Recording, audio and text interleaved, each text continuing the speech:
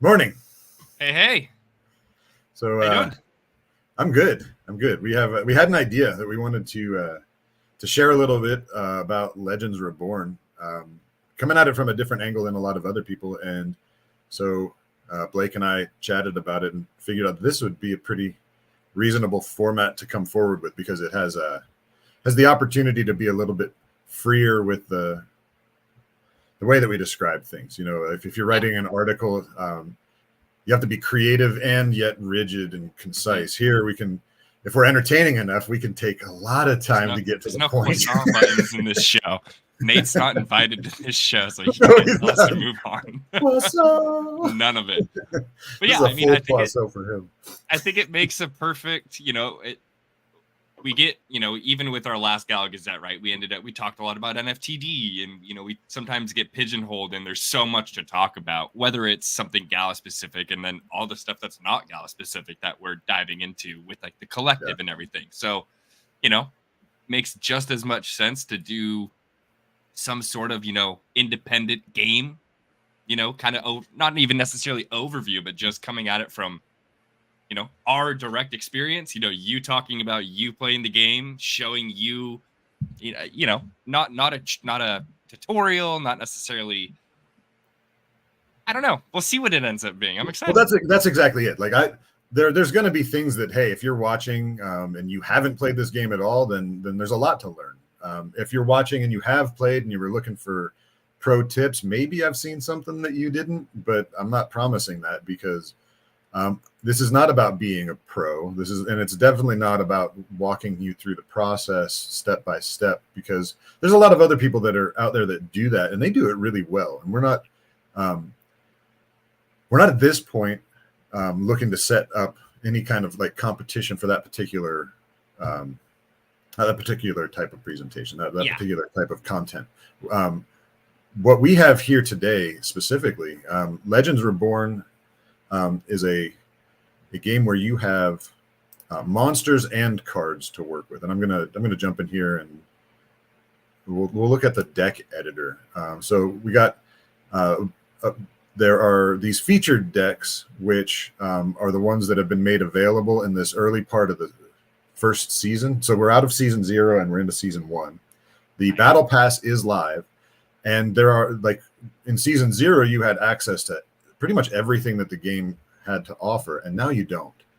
So they give you a certain number of, here we'll go into this because it's a deck that doesn't have any creatures added to it yet.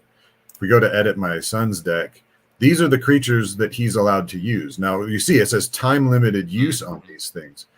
This air elemental and this gluttonous mimic, you don't get them right away either. I had to earn them through getting points along the lines of the battle pass. So I unlocked the air elemental first, and then I got a little deeper and unlocked the mimic.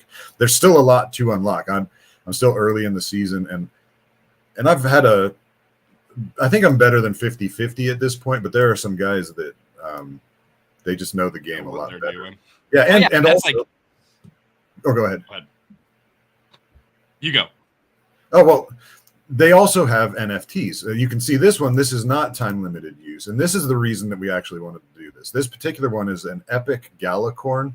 These were made available at the Malta Galaverse, and there were, to my knowledge, there were 30 of them that were made available to the general public, and not all of them have even been minted out of people's. Well, it's now the allowance. It was the treasure chest back when they first handed these things out. So there are only maybe 15 to 20 of these in the wild right now. There are a total of, I think, 130 of them, but most of them are still sitting in Gala's wallet somewhere. So to be able to play with a Galacorn right now, it kind of puts you in a unique position. There aren't a lot of people that could do that. And so particularly considering that the friend that I got this from, Pidgey Pot Pie, he saw this as an opportunity back at Malta, and he snapped up a bunch of these. So he has a good percentage of the total percentage in the wild, and he just agreed to send me one because we're good friends. So I built a deck around this.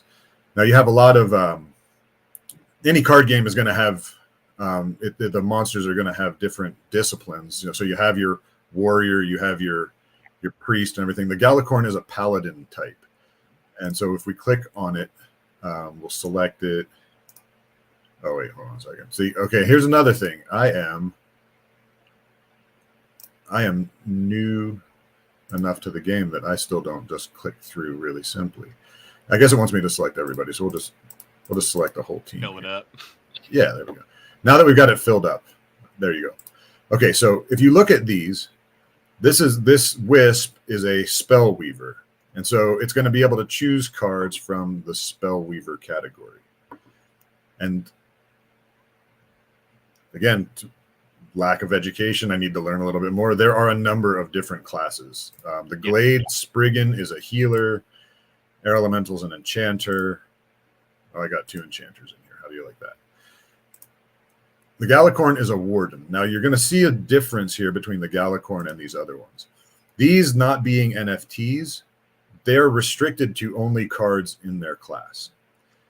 But as you add NFT rarity to a monster, you unlock the ability to pull cards from another class. Now, this Gallicorn, it's an NFT first, and then it's an epic. So by being an NFT, it unlocks the ability to do this. As an epic, it gets 4 different slots that also have an alternate class that you can pull cards from.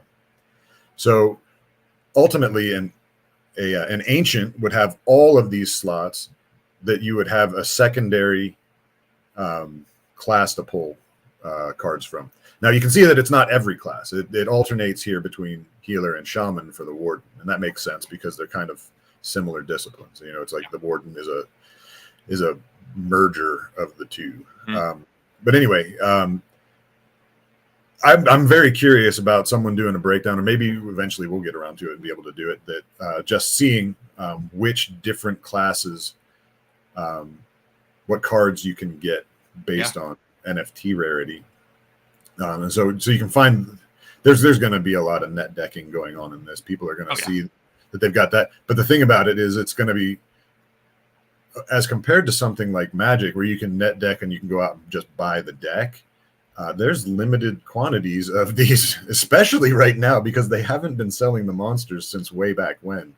And so there's only so many of them in the field, and most people aren't interested in selling right now. The game just... Or are they more building and then selling later? Is that kind of the approach they're taking in terms of... Honestly, I think they're just playing. It's like they have access to things that most people don't, and so they're gonna benefit incredibly from having those things. Well, and in terms of a flushed out card game, take Web3 side of Web3 out of it, for a second. I mean, this really does remind me of like a Hearthstone or something in that caliber of an online card battler, and it looks, I think, good for where it's at. So I remember even in the play tests a while ago, I thought it looked pretty polished for what it was. I was like, it's actually, in terms of gameplay itself, if they have enough content for it, I think the game itself is fun enough to succeed. I agree. And the format is different enough that there's going to be it's twofold. There's going to be some discomfort for people because it's not exactly like Hearthstone, or it's not exactly like Magic: The Gathering Online. But then there's going to be the people that look at it like, this is a brand new idea. So it's a brand new game. First of all, community. I get a chance to come in here, and maybe they're the kind of person that wails out, or maybe they're just like a really good card player and they want to get a chance to establish themselves early in the kind of like the echelon of players. But then you also have the people that are going to be thinking about it like this is a totally different gameplay. This is it. Yes, it's a card game, but the mechanics are different enough that I like the style of this. I can remember when I was playing tabletop card games, I liked Magic. I mean, Magic was the first one, and it was fun. But then as other card games came out and you had the comparison, World of Warcraft for a time had licensed to, eventually it was Cryptozoic that got a hold of the license. And they did a World of Warcraft trading card game for years, and in Magic you have mana. You have to have your lands out, and if you don't have a land, you don't get mana. If you it's mana screwed. If you get mana screwed, then you're pretty much gonna lose. That was impossible in the World of Warcraft trading card game, because even if you didn't get their equivalent of lands, you could just take any card in your hand and flip it upside down and make it a land. And so that was like the Yu-Gi-Oh model of, having like your defense cards. Essentially, it's just flipping your cards sideways, and it's the way you play it. Like you can. But for something as like instrumental as just being able to, like it's the entire engine of your game. If you don't have mana, you can't do anything in Magic. It was the same thing. If you didn't have the energy to do something in World of Warcraft, then you were just like stuck. It didn't matter how good the cards were in your hand, you couldn't do it. Well, so they circumvented that by allowing any card in your hand to be placed down as a quest or whatever they call it, a land card. And then you would be able to just progress once per turn, be able to put that down and move forward evenly as far as building up to the different power levels of the cards that you had worked into your deck. So that was a new mechanic that was slightly different than the old, but it was so much more agreeable to me. You have the purists, the Magic purists, that were like, oh, that's just such a bad idea. We love the fact that sometimes you get mana screwed. I'm like, I don't think you do, especially not when you're the one on the receiving end. I was like, I guarantee you don't like it when it happens to you. So the point is that they found a really elegant way to go around that. Well, I think Legends Reborn has some cool, elegant differences between them and the other things that are out there. And we're about to jump in. We'll just dive into play. So I'm going to be taking this deck that I've put together. I've called it Galacornish Game Hen because I'm ridiculous. And I like it. And we're going to start searching. Now, it's daytime, so hopefully we'll be able to find someone. If this goes on, oh, there we go. Never mind. We're immediately being matched with someone, so I don't have to even say that. Someone else is playing the same orc woman that I'm playing. She has a bunch of cards that help for rush. Mine's kind of a weird rush. I don't recognize. I'm sure I know. I see the name. I don't know this person from like a whole lot of experience, but we could be in for something. They might be able to smash us. They get to go first, so we're gonna see. I was gonna say, correct me if I'm wrong, but even in games like, you look at a game like Magic: The Gathering and stuff, isn't it? I know like the whole like cards are worth a lot of real world money, especially kind of no different than Pokemon in terms of like if you have certain types of cards that are like PSA 10s or whatever, that's going to be a really valuable.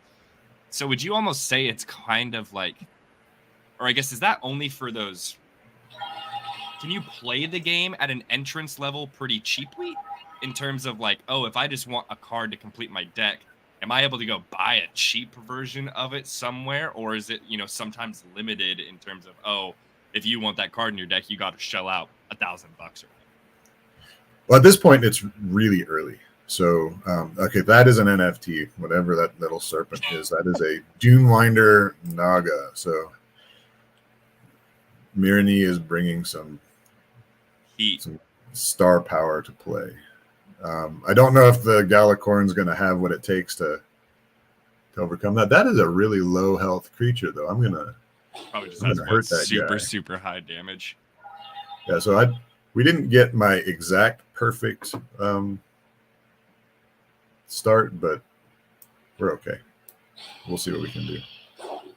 So I put him out because now everybody that I put out will get thorns, and now I put him out next because when everybody gets thorns, they also get regen. And so everybody that comes out is going to get thorns and regen. And since I don't have any of my awesome magic stuff, I'm just going to hit that guy and call it a good. So every time you do a drag attack, you get a card. Well, the first time per turn with a character, you get to draw a card. Okay. if you use one of the card attacks, that fills up this bar down here, your energy bar. Mm-hmm. When you get this full, you get to draw from your, I guess it's your hero essentially. Got it. You get to draw from your hero's deck, and those are like OP 0 cost cards that can really like flip the game sometimes. So it's a good idea to build up your energy bar as you can. But it's also a good idea to use drag attacks because. And is there an energy cost for placing your monsters? No, I didn't think yet. So. Something, he asked this like 12 minutes ago, but Smiling Monster had said, earnings are now live supposedly. I guess, do you know anything about that? Have you heard that? They are. You can take your time. You're yeah. Sorry. You can build up the leaderboard. Okay. I think it's the top 25 places that are going to earn Tolk at the end of this first season. Got it. We're gonna end turn there. So next turn, because of the cards that are in our hand, these are great like defense sort of cards. This expel will, like, if he pulls some shenanigans with this guy, a lot of times they'll beef up this guy's defense and then put taunt on him, so you have to attack him. Okay. And, yeah. Expel will get rid of positive effects that they have. Ooh, I don't like that guy.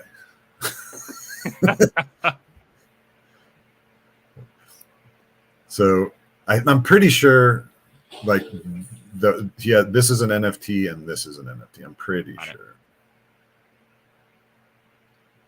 All right, he's really going after my little Myconid or whatever that is, Morelkin Spore Cleric. Not sure why he has isolated that one, or she. Again,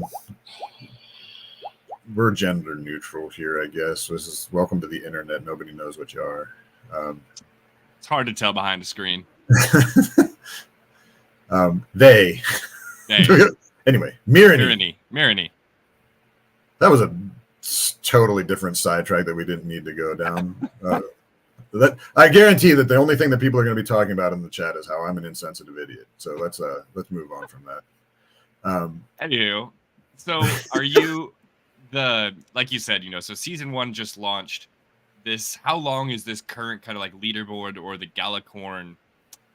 How long are you were talking about like the free decks, like the limited time decks that you can mess around with and stuff. What's the time, I guess, on how long those are going to be active? And I'm pretty sure that their game plan is to allow people the cards that you get at the beginning of the season. I think they last for the entire season, and then they may mix them up from season to season so that people get a chance to play with other things. The ones that you earn from the battle pass are also limited time. Now, I know that I have a scroll of minting in my inventory, and I think they're going to allow us to mint some of these non-NFT characters that we get like seasonally. And I'm assuming that there's going to be a it'll cost more, maybe more scrolls or whatever in order to mint higher rarities. So maybe you need 6 scrolls of minting in order to get an ancient, or more. Who knows? We'll see. So yeah, he's really going after that Morel shroom. Yeah, that's okay. He's actually the guy that I'm thinking about rotating out. So it works. we're not worried about him at all. What's neat is that the Galacorn, okay, so we didn't really talk about the Galacorn's effect. The Galacorn, if it's above 50% health, gets to provide immunity to itself and adjacent characters. Well, that's a good hit.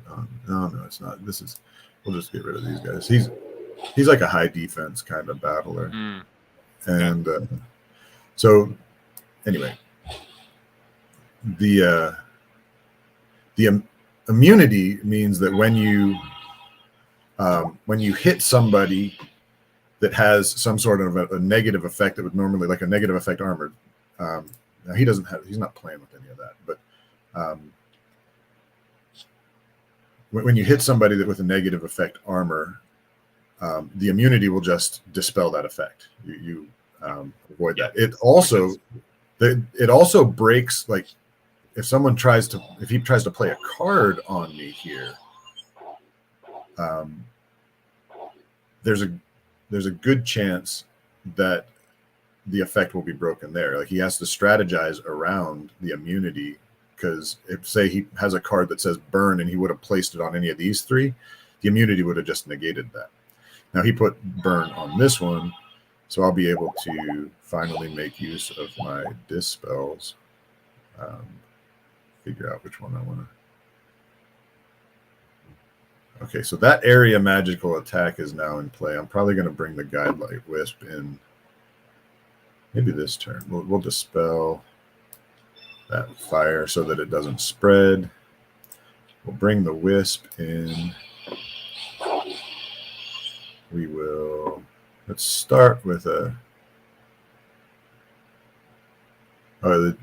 he's got regen. That's no fun. Anyway, we'll do that, and then we'll hit an area magical attack. See how that goes. That looks like it's going to do some fun stuff. And now we just got our 0 cost card for getting, and now that's a triple team physical attack, which will kill the turtle. So we're going to do that. Oh no, we ran out of time. I got to stop talking. So, and when you get a chance to talk about it, for, anyone that might not know, or, just kind of covering our own bases, like, so what do the orc characters that you guys are actually like playing as represent? What's the difference in those characters? And then I guess, how do you win? Wiping out all their characters and wiping out them as well? It's just the characters. Once their monsters are all dead, the game's over. And then so there's no real difference in your, or is there a difference like between like, being like one of the orc people like you both are? The difference is the deck that you get to draw from for your 0 cost cards. So like I said, the orc has a lot of like rush type effects. So like I'm getting this triple team physical attack ×2. That means that I'll pick one of these characters, and then the adjacent characters will also attack. Yep. Now I'm going to need to do something about this area adrenaline that he put down. So because he's going to be able to attack really quickly. Let me get rid of this turtle first. I want to just make that happen so he doesn't regenerate. Okay, so now the one that's been doing the most damage has been this. We'll slap that down and more or less eliminate his the effect of his adrenaline. Oh, okay. And then just negates it. Yeah.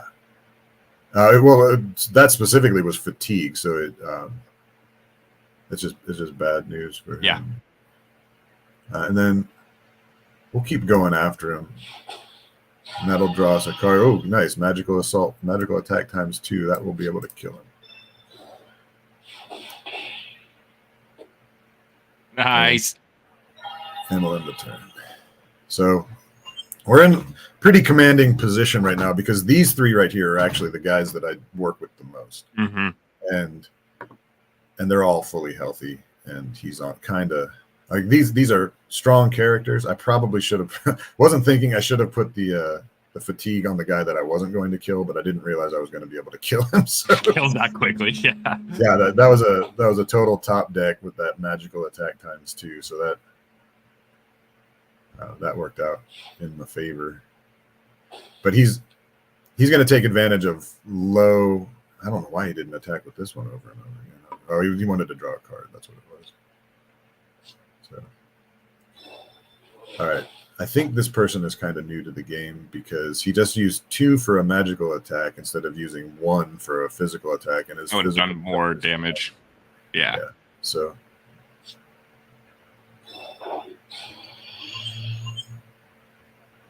So I'm going to use this expel to get rid of 2 of his thorn protection. Well, it's random, and okay. I can't tell you how many times I have seen the expel get rid of the 2 that I didn't care about and leave the one that I wanted. So it happens a lot. But, so let's do the expel first, so we can. Nice. It got rid of his. The regen I'm okay with. It got rid of his shield or thorns. No. It got rid of his what do you call it? Adrenaline, which means that his attack. The middle one is the number of energy that it takes or to do an attack. So he was only at 1. He was able to do that with 1 because of the adrenaline. Got it. And now he has to use 2. Let's see. Magic. That'll do 9 there, and it'll do 8 there. But it will, if it crits, yeah, nice. And now I have this 0-cost magical attack, but freeze. It'll take him down to 1.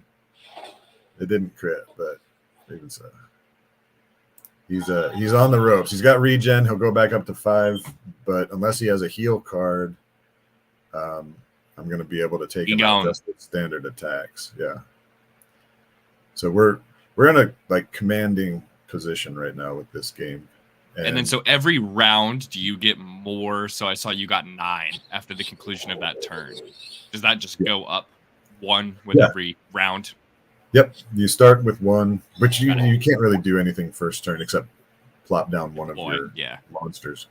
And it just continues to rise. Now, if you have leftover energy, you can bank up to 3 of them for the next turn. But those 3 have to be, I'm pretty sure they still have it this way. They have to be used for a drag attack. They don't count for cards. So you want to make sure that you're taking that math into account, because you'll look over and you'll see, oh, I've got 12 energy. And it's like, well, hold on a second. Don't go crazy. All right, so we're looking pretty good, I think. So he hit me, got thorns damage. Anyway, the whole point of this was to showcase the Gallicorn. Some of these cards that have been coming up have been Gallicorn cards. I want to use a card right now just so I can get another 0 cost. Let's freeze and expel armor. Let's do that on this guy, so that, because the other one's going to die soon.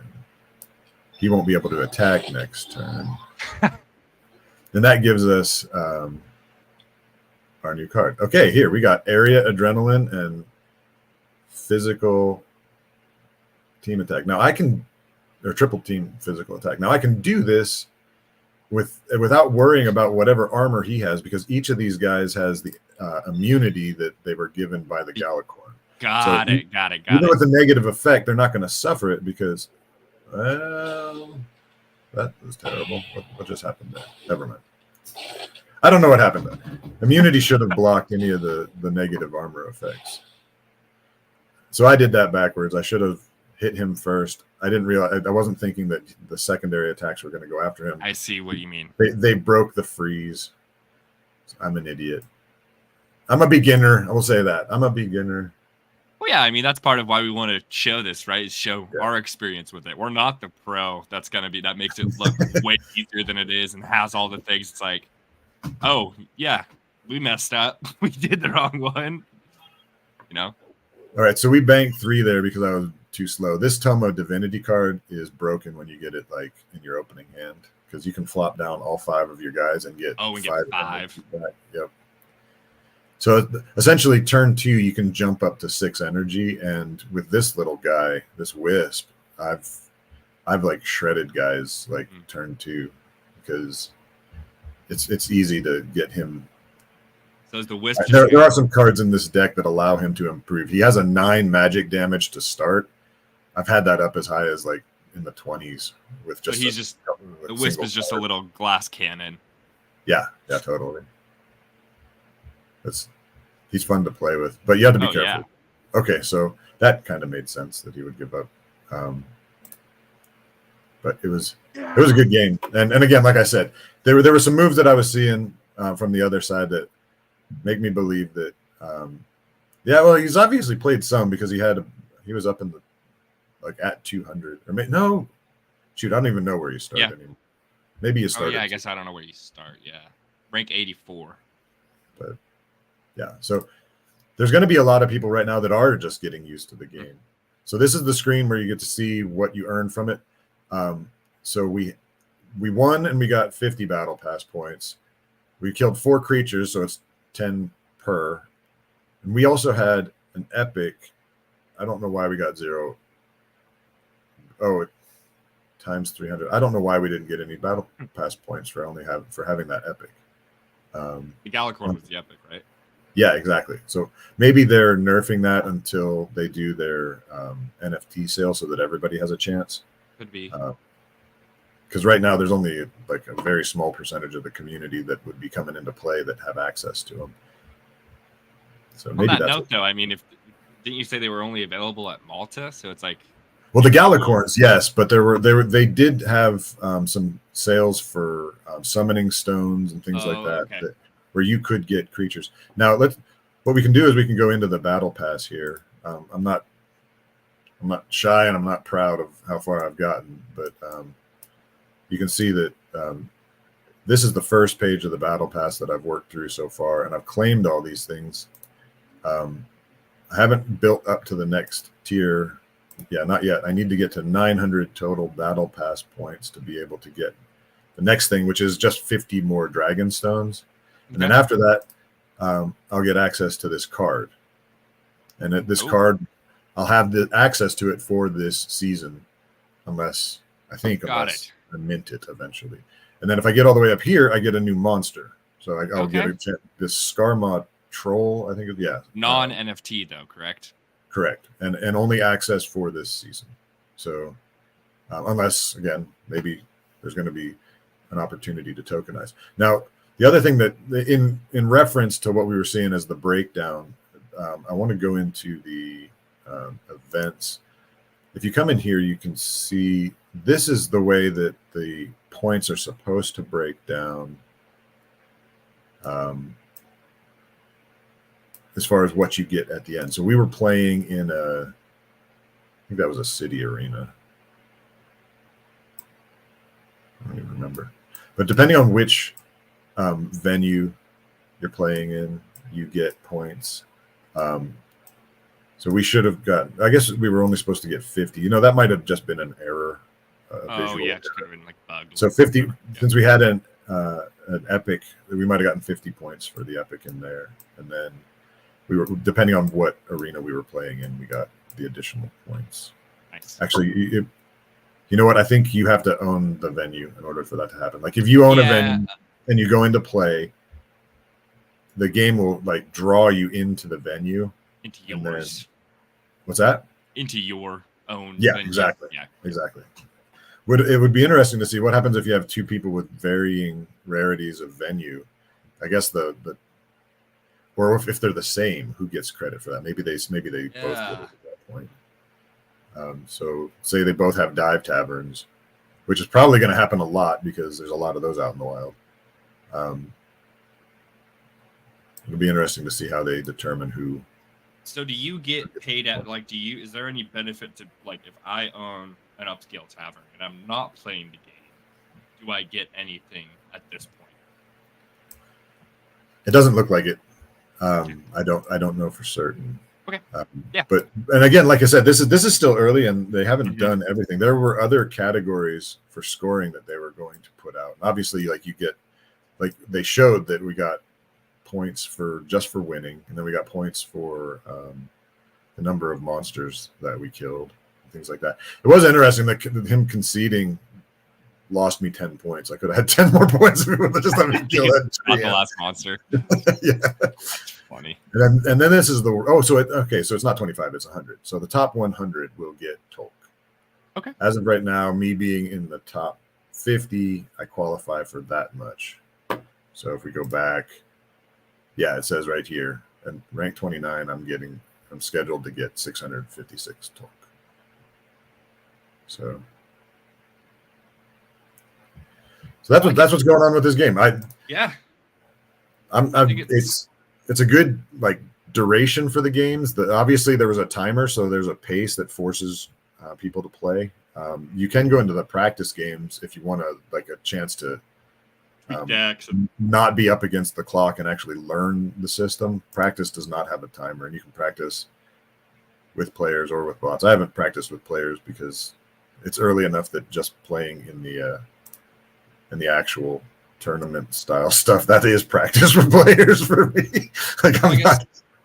One last kind of like question I guess I had kind of around the battle pass specifically. So, what is its cost? When I think about, I like the idea, that some of the things within it aren't persistent. It is like you can get access, like if you grind, you can get access to this, broken monster or whatever without having to own it as an NFT for this season.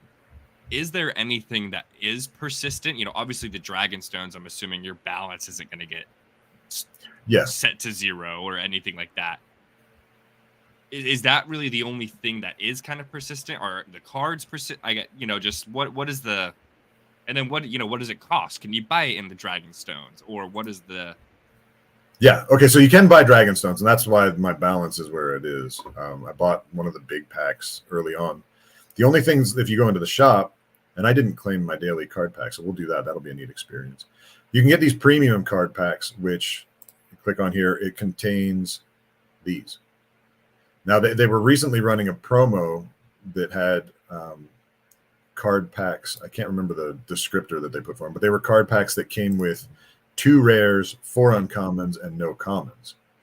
And you could only buy 10 of them, and I made sure to make the most of that. So I got a bunch of new cards that I didn't have before because I bought up those packs. But every day you get a free card pack that has no rares, but 2 uncommons and 4 commons. And these, whereas they're not NFTs, they're not seasonal either. Got it. Again, so you're paying for these things when you use the Dragon Stones. That says new, but I think I have that already. And then how do you buy the battle pass, and what is the cost of it? The battle pass is free. Oh, okay. That's kind of where I was. For the battle pass. I like that. Okay, because that's what I was getting at in terms of what's persistent with it. Like I was thinking you had to pay for it, and then you get. Nope. Okay, I like that. They just give you incentive to play right off the bat for free. Yeah. So I should say it was free to me. I don't know if I didn't pay. There was no button to buy the battle pass. I just turned on battle pass, and it was like, here you go. Now, there was an NFT in this account. I don't know if that would have triggered it, but I'm pretty sure it's just anyone. Someone let us know. To start grinding through the battle pass. Yeah, for some reason. Maybe they have plans for like an elite battle pass that you would have to pay for that gets you better rewards. But it makes sense for this particular battle pass to be free. They're not giving you too much. Again, it would be 3 of these in order to just amount to 1 pack. Yep. And that's a bit of grinding. That's really paying attention to the game and being in there for a bit. These are not NFT heroes, and they're seasonally temporary. So they're not breaking the account right away by like flooding the market with a bunch of extra cards. Yeah. I think this will probably stay free for the duration of the game. I think they want to make that available. I think there's, if you don't make it free, looking at what games like Fortnite or Warzone does, you can earn essentially, like if you say Fortnite for example, you can get the battle pass for whatever it costs, and if you complete the whole battle pass, you will have earned at least enough to buy the next one.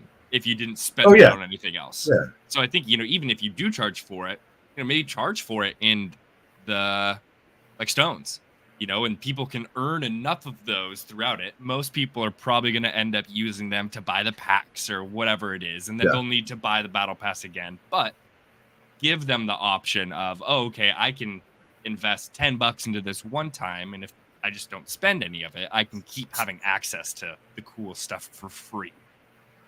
On a personal note, just looking at that, it would make sense to me. It would be more inviting to me if you could make a little bit more than the cost. So you would be able to get some packs out of it.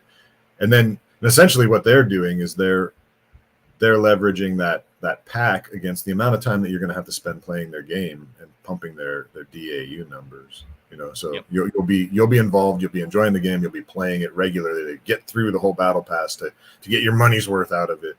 And then they'll get hits on their site. They'll have players in their game. And so I think, and I'm sure there's lots of different philosophies on where the balance is in regards to just how much do you reward players, particularly who aren't putting anything into the ecosystem. You've got to have it be engaging. It has to be something that people feel like they're getting somewhere. And I really like we were showing with the multiple class cards for rarity, that it definitely is a benefit, but I don't see it as game breaking. Like hauling in cards from another class, you still have to draw those cards. You still have to play those cards at the right time. It creates versatility for the people that have NFTs, but it doesn't absolutely break the game. You're not talking about, it has to be limited like that. I mean, if it's pay to win gets really, I guess, I don't know. The game's never gonna blow up if it's pay to win. But I think it really establishes a utility for rarity in this case that's different than a lot of other NFT games out there. It's not just purely just the earning side. Yeah, it's not just the skin. It's not about how much more of the fractionalized distribution you're getting. Although you did see that, like, I'm getting extra points because of the NFT in there. But even that is a tournament race. Like I have to be in X place, but then I get a flat amount of the Tolk token. Yeah. So I'm vying against somebody else to get more points. The more NFTs that I own, the easier it is for me to make points. But it's not that's not. There's nothing wrong with that. If I've paid money, like I'm supporting the game itself by buying these things, then the earnings that come out of it, they should be weighted towards the people that have paid. Like the early spider tanks concepts just made sense. They just had it imbalanced. You had the ancients earning so much more than everybody else. But they were right. You needed to give the ancients more because those were really expensive tanks. I think the lava launcher came out at $60,000. That commands a bit of attention. That was a whole lot of capital for the dev team to work with, and so the people that were receiving tokens out of that, remember, like the tokens technically aren't worth anything until someone's willing to swap for them. Yeah, exactly. So they needed to figure out just how many of those tokens to generate. It's the same sort of situation here where you have a certain amount of points that you're willing to allocate to a rarity. But even there, it's not just like this equals tokens. You still have to get in and play. You still have to place higher than the other guys that are playing with NFTs. Or there could be some mad grinder who doesn't have any NFTs that still outpaces you because you have to play casually. You got other things you got to do with your time. They're dedicating their whole day to it. Yeah, exactly. So I really like the way that they've gone with the effect of rarity on the game. So we'll see how it works long term and broader scale as we get more players into the game. That. But it was a little bit weird having you guys watch me play. Like I said, there were a number of times that I timed out because I was busy thinking about what to say instead of what to do. But that was fun. I think we might be able to do that again. I think this is a great, and what we want to do, we kind of alluded at it, right, is We want you guys to tell us what you're wanting us to look at. And, especially if it is something that we're not the most versed in, we want you guys to potentially come up and be a part of this with us, right? Like we want the community to be involved in this. I think, try to have one community speaker a week that's, coming in and giving their insight on the game, talking about whether it's their strategy, how they got into it, their experience in it so far, and having you guys point the direction of what do you want to see? Like you said, there's no croissant button in this one, so we have a little bit more freedom to go off the rails and talk about what we want. So yeah, the rabbit holes are infinite. Exactly. We want to make this as engaging and valuable to you all listening as possible. We don't want it to just be us talking about what we want to talk about. We want to talk about what you guys want us to talk about. So. Yeah, and even if you don't want to come on, you can at least point us at the game. And then that'll be even more fun because we'll be like, I have no idea what I'm doing. Hey, nice. 100%. Violent Monster. We'll chat. Whether you want to be on or you just want to shoot me a message. Vote us for something that we will embarrass ourselves at. Just let us know. We'll 100%. We'll have a lot of fun with it. I like this format. I like being able to chat with Blake. I love you guys being able to talk to us, and we'll see how it goes. But I think this is going to be an entertaining way to engage the games, learn a little bit more, have fun with it. Exactly. We're not the pros. We're not the ones. We're not content creators per se. This is just our take on providing you content. So yeah, for sure. Exactly. Well, all right, everybody. Like and subscribe. Is that are we supposed to do that? And subscribe. Follow. Join our Discord. Yeah. All the things. I think the only way you know about this is if you're in our Discord. So yeah. Shadow Knight. We would love to have you on. Yeah, I know you kind of know how to play. No, exactly. We want to get. You're the reason that I didn't want to do any kind of hey, look at me play, because there's lots of people that would embarrass me while I was playing. So he's one of them. For those of you that don't know, Shadow Knight has been a stalwart representative of the community for Legends Reborn since its inception. So yeah, we'll definitely get people on. Cool. Thank you guys. Everybody. It's been fun. Yeah, we'll see you next time. See ya.